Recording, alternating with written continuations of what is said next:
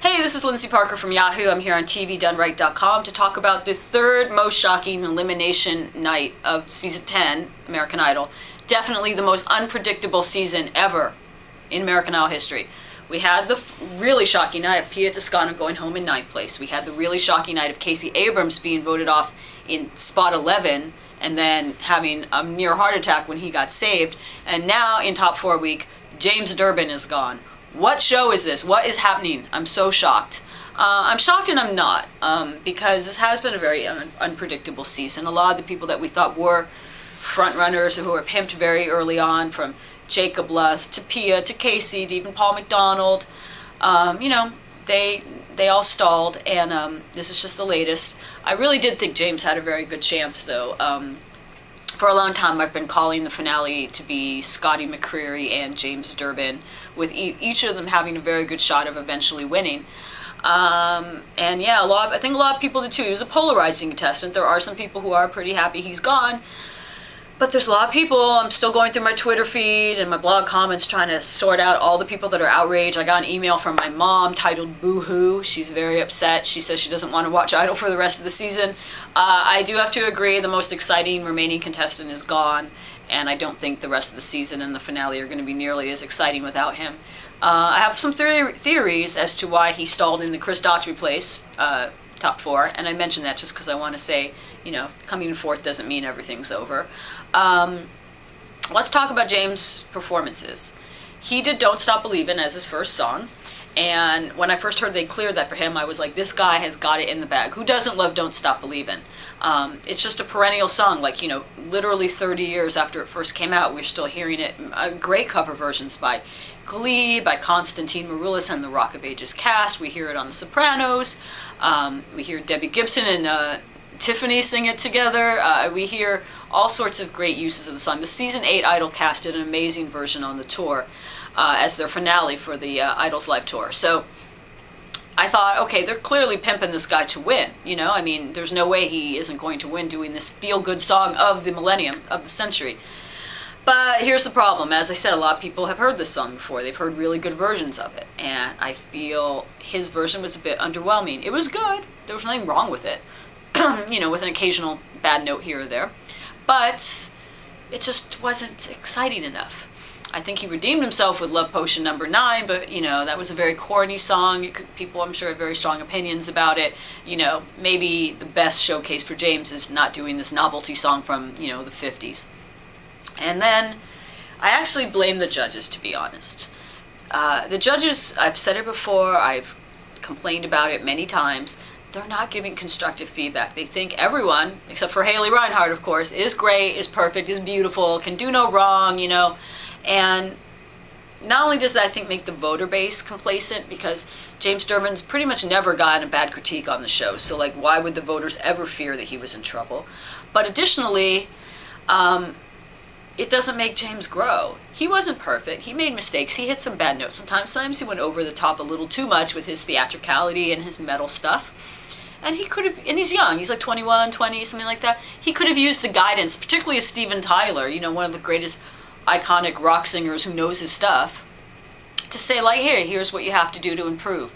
Do less of this, do more of that. Be careful when you go into that lower register, you don't quite do it so well. Be careful when you hit some of those high notes, it gets a bit shrill.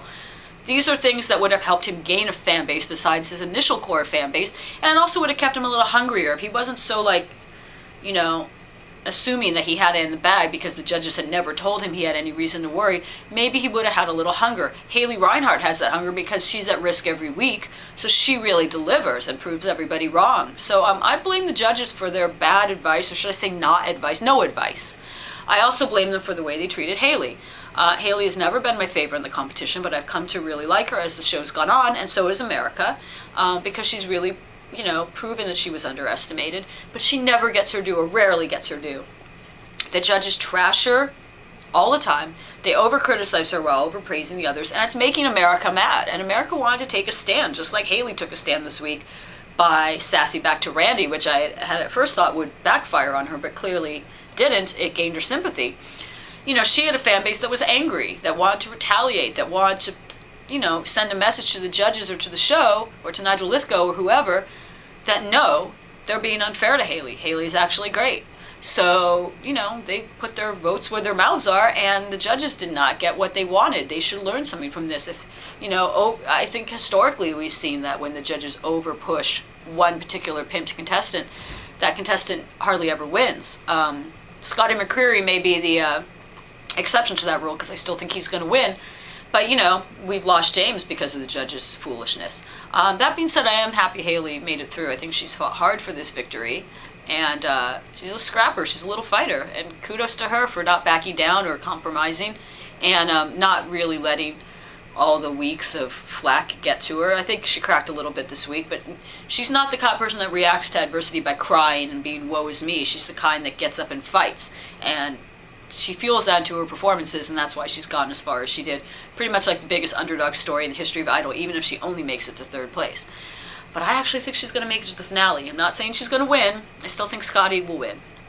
I do believe that the country votes will get split next week, because we'll have 2 country contestants in the top 3, Scotty plus Lauren Elena. And, not everyone likes country in America. It's not really my cup of tea. I'm sure people who regularly read my stuff probably figured that out. I do think Scotty and Elena are good at it, but Scotty and Lauren. But,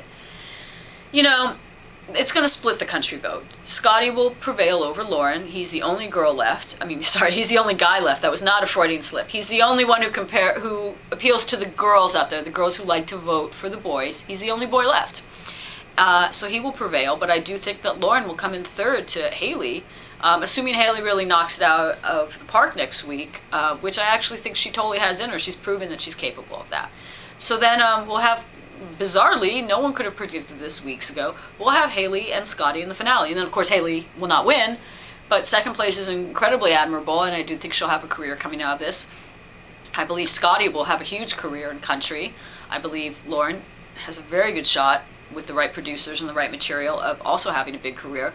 I think those top 3 all, regardless of where they place, are going to do well. I just really hope that James Durbin finds a place. I hope this isn't the end for him. He was obviously very sad about being on the chopping block and being cut, and I felt for him. He's always been one of the more emotional contestants, and you could see he took the news hard. And I think his fans did too. I did.